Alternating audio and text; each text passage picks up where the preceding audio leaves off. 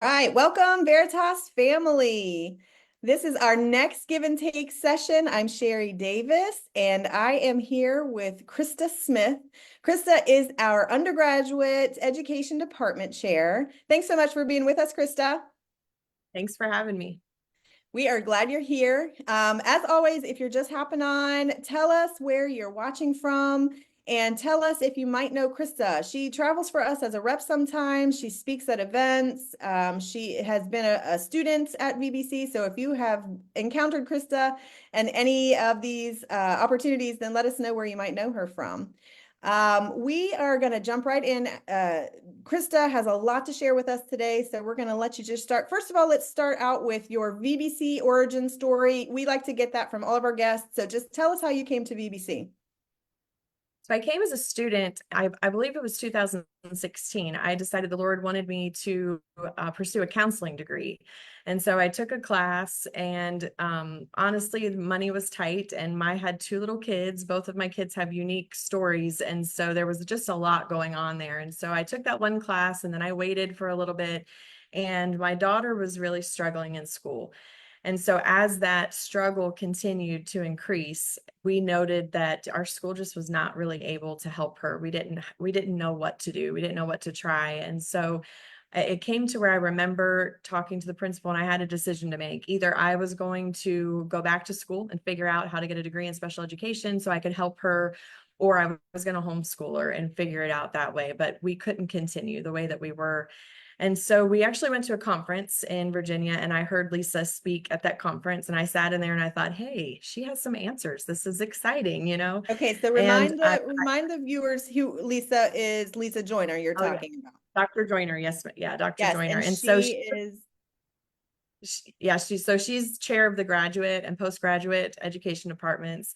Yeah. And so she really became like a mentor to me. But in that conference, my dad was our principal. Okay. So I left Lisa's session. I went to another session from another college, still in special education, but just kind of thinking, man, I'm feeling really convicted in this session. I'm going to go to Yeah. another one, see if I still feel the same way. So I sat in that session and it was a very different presentation. It was kind of like, you can't help all these kids. So don't be afraid to send them to the public school if that's what they need. And I thought, man, we've got to do better than this as Christian There's schools. got to be something better. Yeah. So I went back to Dr. Joyner's session. And when I walked in, my dad was in there, which was not a session that he would ever pick, and I walked in and he said, where were you last hour? I said, well, I went to a different session. And he said, you need to go back. You need to get your degree in special education and our school's going to pay for it, all of it. Oh, wow. So it was like the fastest answer to prayer that I hadn't even really been able to pray yet, just answers right there. So immediately I got into that program. Dr. McCormick was another one of my instructors and we still stay in touch. I'll visit him every so often, but they changed my world. They changed how I was able to help students, not just my daughter, but students in our school. And while I was getting that degree, we started a program. And so there were a lot of students there that were able to get some help. And that was just so exciting to sit in class and be able to take that information and put it right into practice and watch these kids' worlds change, and their families just have hope, that they really could learn and that our school could help. So, I graduated with my master's degree. Dr. Joyner reached out and asked me if I would consider teaching a course for them on the undergrad level. And I was very scared, agreed hesitantly to do that. Yes. Um, What I love, I'm just going to quick go back to your interaction at the conferences with Lisa Joyner, because what you felt with her was hope and yes, answers. And that's what you're giving to your families. The families so now you took a step of faith, you created this program, and now you're giving that same, like, oh my goodness, you have no idea how we've been waiting for you. And so, from on both sides now what it feels like, the right. scariness of starting the program, but also the comfort that you're giving and the hope that you're giving to these families who are just urgent for it. Yes. And so through that, just this year, we've had 4 students who have special needs come to accept Christ as their savior because That they're is hearing amazing. That is they're, awesome. they're hearing it in a way that they can understand it and it's on their level. And just watching the Lord remove those barriers as we pray for these kids, and they have the hope of, heaven, the hope of salvation, and the gospel's for everyone, so just being able to offer that to these families alone, put the academics aside, that's big. And so our I church, love when you are able to text us every once in a while when you've got these that have made decisions for Christ. And I love to see that. I think that is so exciting, and what a revival you're having there. it's really exciting to watch the Lord work. We've started a more inclusive junior church option for some of these kids, and their families are being faithful to attend now because their kids have a home. They have, a group that they belong to. So my Because favorite, it's true, it would be true that families with special needs kids have a hard time assimilating to churches, correct? Because they don't have a place to fit necessarily. and they might want to come to the service, but their kid can't sustain that long. It's Right. it's a long time. They don't understand everything that's being said. And so just a place where there's an environment that works for them, there are resources that work, there are teachers who understand what they need and are willing to try things to help them. It changes things. So it's such an opportunity, not just for our schools, but for our churches to Yeah. fulfill the Great Commission, to Yep. reach everybody. And we've got this population that really our Christian schools and churches we've missed out on for a while. So I'm Yeah. excited to see those doors open. So that was Veritas. I came on staff after a while. They offered me the position of undergraduate chair, and that's been a blessing for me. And I think what you said earlier, not just learning how to help my own child, but all of these children. And then as we prepare teachers to go out in these Christian schools and do the same thing, we're multiplying, we're creating disciples, if you will, all across the country and honestly across the world. Matt and I were talking the other day, my husband and I said, how many different countries have we had students in? And he said at least over a dozen. Mhm. That's really exciting. So Yeah. And it's really interesting too on the admin side of things, because we will get frequently educators who are like, we have a desperate need here. What can I do? What can I do to help? I see the need. What can you as Veritas help me do so that I can take back to my institution and implement there? And while I am so thankful that they by the time that they've gotten to us and they have actually asked us this question, they have overcome a great deal of things. Fear, they've overcome probably some commitment for finances, for time. I mean, knowing all of that that's going to come onto their plate, yet they are still pursuing God's will, or the I don't know if it's conviction or whatever it is, the compulsion to say, I have to do something. We have to do better. And I love that you guys are spearheading this whole program, because you've been through it. You not only needed it, you saw it in your program, you saw it in your children, you needed something. And so you have just gone through, all of the, all the roadblocks, whatever it is, we're gonna tackle them and push through. And that is exciting to see. I'll tell you that, right? We got Denny Hastings on. He says, Mrs. Smith taught me a course on teaching students with learning disabilities. Denny's in Antigua. He's joining us today. So, hi, Denny. well, that is It's so exciting. So thankful for that. So we usually have our guests pop on and give the students a tip or resource as well. So let's hear what you have for the students today. So my tip's a little bit different. It's more of some verses and a thought, because I think most people have hit, you need to plan, you need to make sure that you've got, the equipment that you need to take the classes. But I think something that really stood in my way was fear. And I remember the very first class I took with Dr. Joyner, and she said, this is so silly, but she said, you're going to have to video yourself and you're going to have to upload it. And I remember looking at my husband and saying, yeah, I'm not doing this. This is that's so scary. I'm not doing this. I love that And that's the first thing and the basic level thing that's really scared you off. yeah. So he's like, Krista, you've got to get over this fear. And I'm like, I will never do this. I will not teach this way. I don't want to do this. So, and then, in my head, I'm like, okay, your daughter's totally worth this. You have to you get over this. So, as you just keep taking the next steps, like 50% or more of my job, I teach online. This is what I do now. Yeah. And I go speak at conferences. That was a big deal. The first time I got asked to speak, I was so nervous. And it's silly because I sing in church, I play the violin, all these things where I'm in front of people a lot, but it seemed overwhelming. Yeah. And so I think two thoughts, and these are not quotes where I've ever actually found somebody who said them. I've run across these, but they're just kind of anonymous. But the first one is, changing the way you think about your God-given talent and opportunities that he has waiting for you is really a game changer. I don't understand the whole story. I didn't understand when we adopted this little girl through the foster care system that it would completely change my life. And I knew that, but not in the way that it has. And something that seemed so bad, her special needs, it seemed like such an obstacle, really has become such a platform for us to offer hope to so many families and the gospel. And if we hadn't had to go through that hard time, and we still have those, if we hadn't had to face that and we had said no, foster care scary too. If we'd said no, how different would our story be? And so I think about that passage in Jeremiah 29:11-13, where it talks about God, he has the plan for us. He knows the thoughts of what we're supposed to do. So that's been something that's really challenged me, but also this thought. And this is something that even recently I still keep reminding myself of. And it's, what would happen if you stopped disqualifying yourself from the opportunities that the Lord puts in front of you? Somebody will ask you to do something and you're like, oh, I'm not really good at that. I don't know that I'm the best person for. And I think that I've had two people speak into my life and they've said, it's not being qualified, which is important, but it's willingness, because the Lord will equip you and he will give you the information, the knowledge, the peace, all the things that you need if you'll just say yes and try. That's And so good. That'll preach, Krista. I There think you about go. Esther, and that Yeah. such a time as this, and I can look back so many times in my life and see people that were there in my life for such a time as this window. I needed them in my life to teach me this, and then they were gone.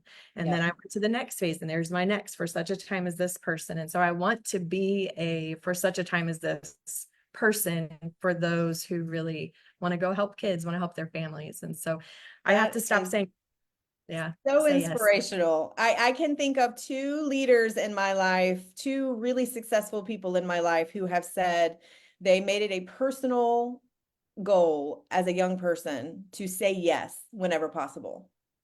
uh, somebody asks them to be a part of something, somebody asks them to speak, somebody asks them to take over this particular thing. And whenever it is possible, whenever it is within their actual capabilities, to say yes, rather than operate from the place of fear that's like, oh, surely somebody else is better at this. Surely somebody else should be doing this. Surely I can't do this, and they are highly successful. And they have actually encouraged me to do a better job of that, because the default setting is to say, who am I?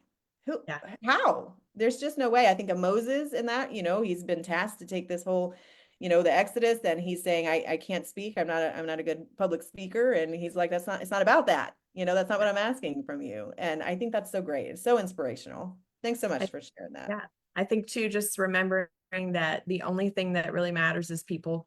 And so as you're working, whether you're whatever degree you're trying to get, keep the focus. You're doing it to please the Lord, but the only thing you can take to heaven with you is the lives of others. And so how can you use the gifts that God's given you to make a difference for eternity, whatever it is, whatever area, and speak openly of what he's doing in your life, because it matters. Veritas is known because people are speaking about it and how much it's changed their world.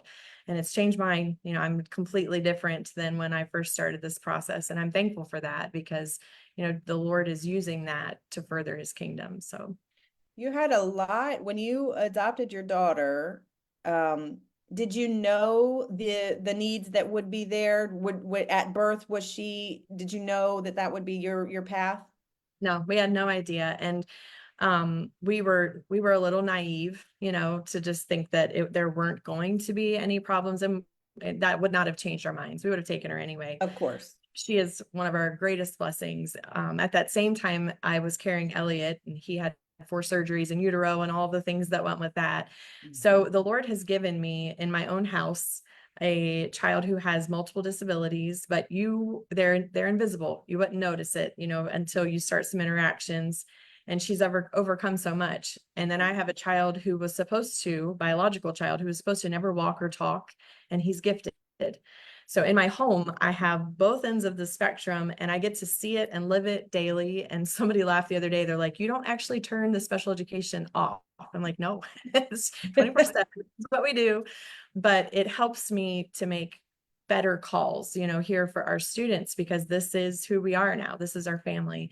And funny thing is there's so many things that are so similar between the two of them, even educationally, how they learn best. It doesn't look totally opposite, which is interesting, you know, Yeah. because if you knew my son's IQ, you'd be surprised by that. But it's just it's God, you know, and there are answers. I think for a long time I just thought there weren't answers, and she Yeah. would just have to be this way. And Yeah. that's true. We can offer supports that they just radically change these kids' lives. And of course the Holy Spirit does a work too, but it's amazing. Well, overcoming the fear to start the program, you know, you mentioned in your first resources just to do it, just to commit, if the Lord is calling you to just stop running and do it, you know. And I know that I realize that that's easier said than done, but you get the opportunity, you get the unique opportunity to experience both ends of the spectrum, you know, in your home day to day. Like you said, you don't get to turn it off. It is in your blood, it is your passion, and it is also your passion to convey that information to others, however it can help, however, whatever that looks like, whatever this is. If it's just if it's a resource, if it's a listening ear, if it's, you know. And I love that about you just as a person. You're just always there, very encouraging. There's, you know, whatever win somebody might have, you're right there with them. You're right there enjoying that win with them. You are linking arms and moving forward with them. And I know that the people in your program there are benefiting from you and your education that you are using and putting and implementing and putting into practice. But all of these that you in the conventions and the ones who are listening to you across the country are also receiving a same glimmer of hope. You know, it's the same little bit that like maybe I can do this. It's exactly what you got from Lisa years ago. You know, you are able to also perpetuate that with those somebody sitting in that chair in that room who is thinking, maybe I can do this. Maybe, you know, maybe the Lord has given me just a little bit of a glimmer to help me overcome my fear. And I know if they connect with you. So if you're listening to this, connect with Krista. She will help you through that fear, because that can be, when you were talking about this being just such a time, this is I'm here for just such a time. What if you didn't step out? What then? You know, what if you literally if you didn't step out and create this program or advocate for your daughter in such a way, what would have happened? You know, what would have been the outcome? And so I'm so thankful that you operate from a place of compassion and understanding, and also like, yeah, I get it. It's hard. I'm not going to lie. It's hard and it's scary, but you can do it. And I And it's think that's what everybody needs. A little bit of a kick in the pants, I think. A little bit of like, it is scary, but you can do it. Yeah, there's so much truth to that. And I just this past week, I got a call from a mom in West Africa, gotten a call in the last month from people in Papua New Guinea, you know, so it's just all over the world. And it's not me, it's the Lord just sharing that he Yep. wants these children to be helped. And so I think, we've talked earlier, we really don't have huge needs in our program right now, but I think that the driving force behind that is whenever a need comes up, I'll pray and I'll say, Lord, this is your program. If you Yeah, want us to have it, give it to us. If you don't, close the door. sure. But ultimately, it's not a fear and worry. What if we don't get it? What are we Yeah. going to do? It's really his program. It's his children. And It's his something else, program. And also I feel like there's a part of you that's scrappy. You know what I mean? Like, I'm going to do with what I have, and I'm going to make it the best I can for the students that I have influence on. You know what I right, mean? Like, I think you're going to go find the resources, and you're going to find the things, and you're going to have the implements and things like that. Whatever it is, it's not going to stop you. It's not going to right, say, hey, we didn't get the funding, or we don't have this. We are going to make it happen, you know, right. or I'm going to reach out to somebody I know who can help. And so I think that's part of the grit too. I think there's part of it that's like, I have to do this. I have to do this for my own daughter. But now that I have influence on this program, we are going to see this through. So I am so thankful.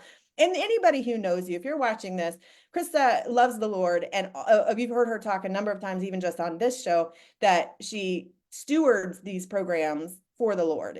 This is anything that she has, you know, you're talking about, you know, you're thankful that the things that you need have been funded, and the resources are coming, and so you're grateful for that, but not of your own doing. That's the Lord saying, hey, this is necessary, and people want to help. There are people out there who are eager to help programs Yeah. like you are doing. We put up an Amazon wish list, and honestly, within a very short time, everything's bought and shipped to us. And it's not even just people here, it's people that I taught in high school in other states. I mean, it's amazing to That is see amazing. that reinvestment. You know, you've invested in somebody's life and here they come back, you know, trying to give back to you and what you're doing. So it's And it's exciting. so special. It's so helpful and so yeah, we could go on and on. But I know that you just are perpetuating this cycle of people who are, Lisa's spoken to you, you're speaking into those, and they are finding hope and they're finding help. And that is really, really exciting. And Veritas gets to be a small glimmer of that.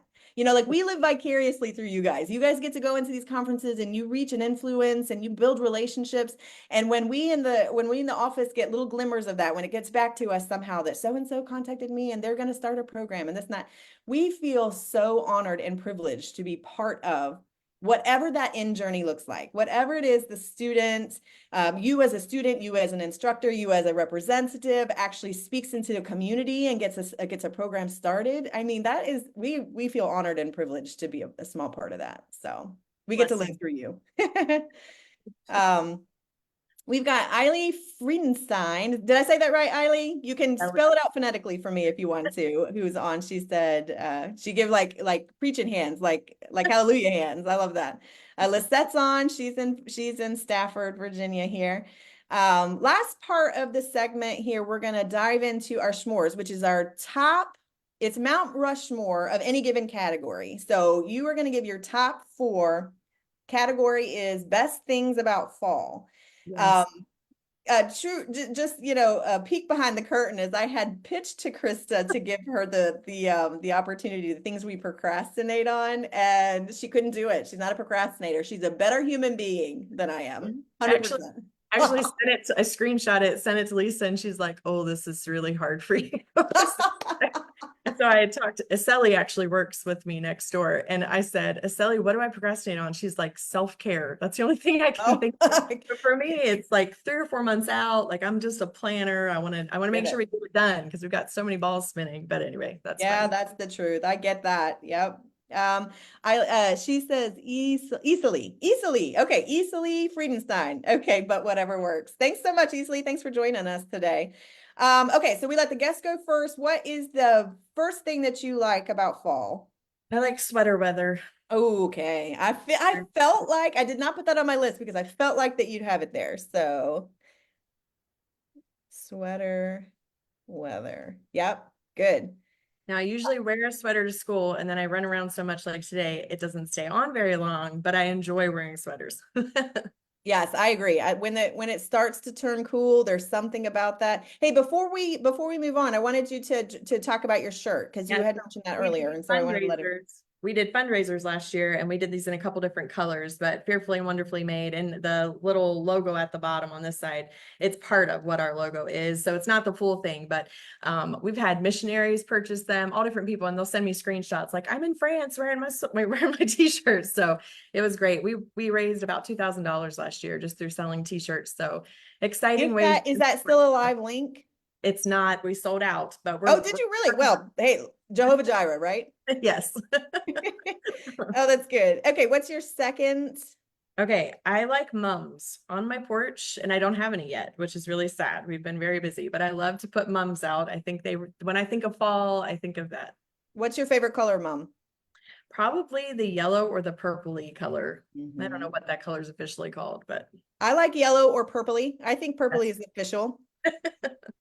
Uh, I also, I didn't do my number 2. I was supposed to go back and forth. Okay, my first thing about fall that I love fall time is Thanksgiving. I love Thanksgiving food. We do 2 different celebrations. We do one on Wednesday with Adam's family, and then we do the traditional Thursday with Dr. Forrester's family. And both of them can get pretty wild and crazy. I'll just say lots of people at both of them. I love Thanksgiving. Um, my second one was the leaves. yeah. I love just driving. I feel like, I'm driving. You know how kids nowadays are like buried in their iPads or whatever, like we're taking trips, and I'm like, girls, look at that beautiful leaf on the, and they're like, they don't quite care as much as I do about the leaves, but I love when like a burning red leaf comes through. I just think it's so gorgeous. So I love to watch the leaves turn. I love leaves. Okay, what's your number 3? You're gonna think this is silly. You might not, because do you have a Costco around you? Yeah. Okay, so Costco pumpkin or apple pie, like that is the season for those, and we will Okay. every year. So I can't just say any pumpkin or apple pie because I discriminate. So Costco pumpkin or You're very apple. snobby. You're very snobby about your pumpkin pies. What is it about the Costco ones that really draw you back every year? Well, like the pumpkin pie, it's just enough spice. It's very Mm. creamy and it always tastes the same. Sometimes you go to like a church function and somebody puts pumpkin pie out and you're like, oh, that was a little too much or whatever. So, and then their apple pie has like this sugary kind of topping on the top. It's just, Okay. I don't know. So are you choosing pumpkin pie or apple pie or both for that number 3? I'm gonna choose both. Okay. We can't even discriminate between the two. It's I just can, yeah. discriminating among Costco versus others. Got it. I like that. That sounds good. My number 3 is a little bit pandering because I personally don't love fall festivals as far as just crowds and all of that, but my kids love them. And just this past Saturday, I was coming back from the Tracks conference, and my mom took them to 3 different ones. Wow. They were decked out. They had costumes and they had this huge bag of candy. They came back and I was like, who do you think is going to be eating that? Because not us. Absolutely. But they Absolutely. loved it. Bounce houses, face painting, the whole thing. So they loved it. All right. What is your number 4? Okay. This is like year round because I drink coffee. Okay. But I feel like coffee is just better in the fall. Sure. I'm going to pick coffee. I would tie with that apple cider, like hot apple cider, but I think probably I lean more toward the coffee. Coffee in the fall in my sweater, walking outside in the leaves, like that's great, There's something about it. So the coffee itself stays the same through the seasons, but you just feel more connected with it in the fall. Absolutely. It Okay. brings me more enjoyment in the fall. So you're not adding like pumpkin spice or doing a latte or anything I'm a different to the coffee. purist. I'm a coffee purist. So like black, is it just black coffee? No, coffee, creamer and sugar, but I don't Okay. Okay. use that. I love that. Okay, and my number 4, I think I'm gonna say bonfires, Mm. only because my brother has a farm. He will oftentimes have us out to do a bonfire. And there is just something about kind of sitting around with your family, enjoying time together, watching, getting warmth from the fire, doing s'mores, of course. My daughter Audrey, she is 6, and she says, Mom, Uncle Jay does the best s'mores. And I started to think, I was like, I don't think you've had anybody else's s'mores. So sure. They win. I think they all get the same ingredients. Everybody's is exactly the same. So, but whatever, she loves it. We all have a good time out there. So I'm going to go with bonfires. So to recap, your number 1, sweater weather. Number 2, mums. Number 3, Costco pumpkin / apple pie or apple pie. And then number 4, coffee / apple cider. Did I get it right? Yes. Okay. All right. Well, I will post these after our live. Vicky Showman is watching from Mount Jackson, Virginia. She says, yes, Costco pumpkin pie. Man, I gotta check out what the big deal is Yes. with the Costco pies. That's pretty You know good. what you think. Very good. Well, Krista, thanks so much for being on today. I love to hear I love getting the opportunity to hear your heart, to hear you share your passion with everyone. And I know that I know what it takes to be a rep outside of the home when you have so many things happening at home. Your program, your teaching, your children, your ministry, your husband, to leave and go to do trips. I know what that takes. I know what that takes. And I know that the people are so thankful that you make that sacrifice.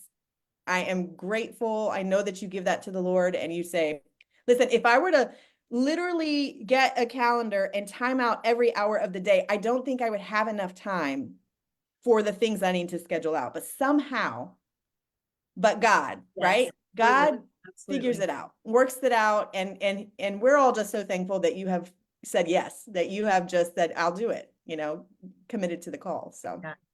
Daily prayer for me is strength. I tell the Lord, if you want me to do it, give me the physical and mental strength to do it, and then we'll do it. that's So good. it's, yeah, every day. And I think that if we can remember that, when it feels so overwhelming, I think every time I'm in the doctoral program. So every time that new syllabus, drops and you're like, oh my word, how are we going to get through this? I'm like, okay, one thing at a time, Yeah. every day. And if it's his will, he wants us to do it. He'll give us the strength. I do my part. He does his. So That's good. And that helps you, especially jumping back, not to advocate. Well, I will. Okay, I'll just totally advocate for our doctoral program, but jumping back into a program like that reminds you what it feels like for your freshmen. yeah. Yep. You know what I mean? And it allows you to say, "Hey, I get it.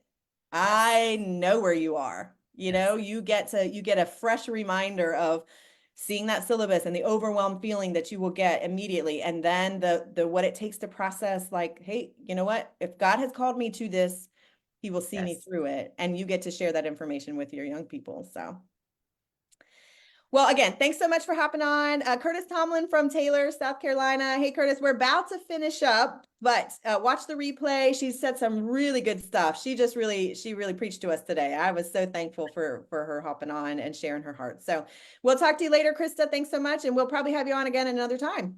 All right. See ya. All right, we'll see you.